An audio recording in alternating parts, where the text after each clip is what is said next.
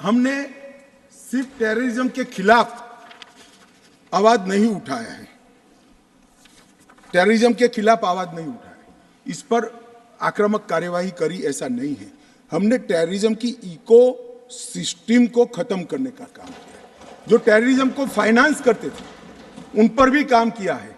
NIA द्वारा terror finance के case 32 register किए गए 2014 के पहले एक भी केस। स्टेट इन्वेस्टिगेशन एजेंसी ने टेरर फाइनेंस के केस 51 रजिस्टर किए। पहले स्टेट इन्वेस्टिगेशन एजेंसी की जरूरत ही महसूस नहीं की गई थी। और मान्यवर 229 टेरर फाइनेंस केस में अरेस्ट हुई है, 150 करोड़ की प्रॉपर्टी सीज हुई है, 57 प्रॉपर्टी सीज हुई है और एसआईए द्वारा 134 बैंक अकाउंट में लगभग 100 करोड़ से ज्यादा रकम को फ्रीज करने का काम नरेंद्र मोदी। ये जो कह रहे हैं क्या बदलाव आया, मैं दिखाता हूं बदलाव क्या है।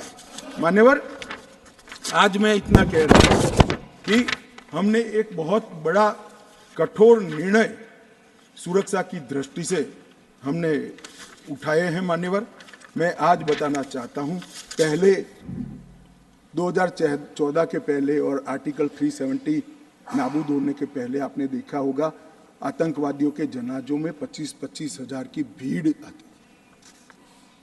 मैं सभी सदस्यों को कहना चाहता हूं, एक भी दृश्य अभी देखा है 370 के बाद? ना, कोई नहीं करता साहब, क्योंकि हमने निर्णय किया है जो भी आतंकवादी मारा जाएगा उसी जगह पे संपूर्ण धार्मिक सम्मान और रीति रिवाज के साथ वहीं दफना दिया जाएगा। स्टोन पेल्टिंग क्यों कम हुई? जितनी नौकरियों की एडवर्टाइज है इसमें सरकार ने तय कर लिया है कि स्टोन पेल्टिंग का एक भी केस अगर रजिस्टर है तो वो परिवार में से किसी को नौकरी नहीं मिलेगी। क्यों ये विदेश से भागकर आतंकवाद करते हैं वो लोग डरे हैं? क्योंकि हमने तय किया है जिसका परिवार का जन पाकिस्तान बैठकर आतंकवाद को प्रोत्साहन देता है उसके परिवार में किसी को नौकरी नहीं मिलेगी। मान्यवर, हमने तय किया है कि जो टेलीफोन रिकॉर्ड के आधार पर प्रस्तापित होता है कि किसी का परिवार का व्यक्ति लिप्त है आतंकवाद को बढ़ावा देने में, तो नौकरी में है तो भी उसको डिसमिस करने के सर्विस रूल्स हमने बनाए। मान्यवर, जीरो टेरर प्लान और कंप्लीट एरिया डोमिनेशन के माध्यम से पूरे टेररिस्ट प्रभावित क्षेत्र को आज हमने सुरक्षित करने का काम किया है। मान्यवर, आज मैं कहना चाहता हूं, जेल अड्डा बनकर पड़ी रही थी। नरेंद्र मोदी सरकार ने जेलों के अंदर जैमर लगाकर सख्ती लगाने का काम किया है और 105 करोड़ की लागत से एक नई जेल बन रही है जो सिर्फ टेररिस्टों के लिए बनेगी। मैं विश्वास के साथ कहता हूं वो जेल की सुरक्षा कोई भेद नहीं पाएगा और टेररिज्म के अंदर कोई अपना योगदान नहीं देगा। मैं साहब एक रेफरेंस सैम मानेकशॉ का देना चाहता हूं। फील्ड मार्शल सैम मानेकशॉ तब डायरेक्टर ऑफ मिलिट्री ऑपरेशंस थे। उन्होंने एक जगह पे कहा है कि कबीलाई हमलावर आक्रामक और लूट मचा रहे थे, तब चर्चा में ही व्यस्त थे। मैं व्यक्ति का नाम देना नहीं चाहता वरना खड़े हो जाएंगे। तब एक मीटिंग में सैम मानेकशॉ मौजूद थे। सरदार पटेल जी ने नेहरू जी को कहा, जवाहर आप कश्मीर चाहते हो या नहीं चाहते हो, देरी क्यों हो रही है? तब जाकर सेना भेजने का निर्णय हुआ है। जवाब देना पड़ेगा। नहीं, दिग्विजय भी ऐसे मत करे, मैं भेज दूंगा आपको, पुस्तक ही भेज दूंगा। मान्यवर, Honorable Home Minister is not yielding. He is not yielding. Honorable Home Minister is not yielding. मान्यवर,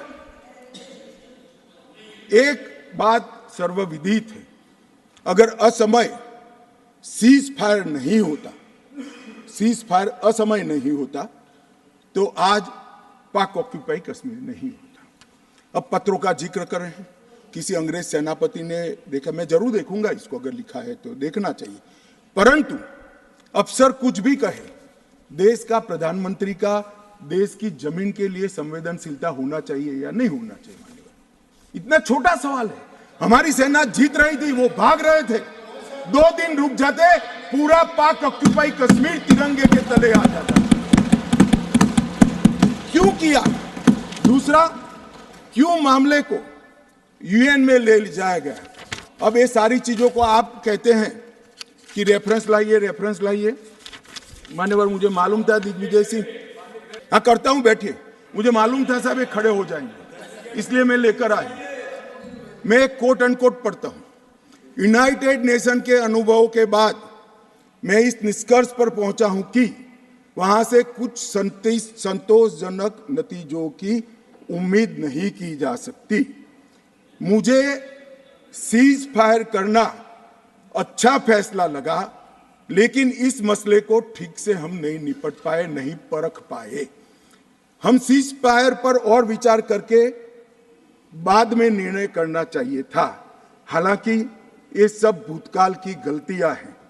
ये जो कोट है किसी और का नहीं है, जवाहरलाल नेहरू का है। अब उनको तो मानोगे या नहीं मानोगे कि उन्होंने गलती की है, स्वीकार करी है।